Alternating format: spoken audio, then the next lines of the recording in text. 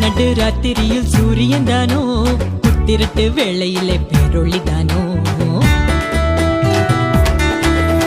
கொட்டும் பனி நேரத்தினில் பூமகன் தானோ, வெத்தலையின் முன்னணையில் பாலகன் தானோ.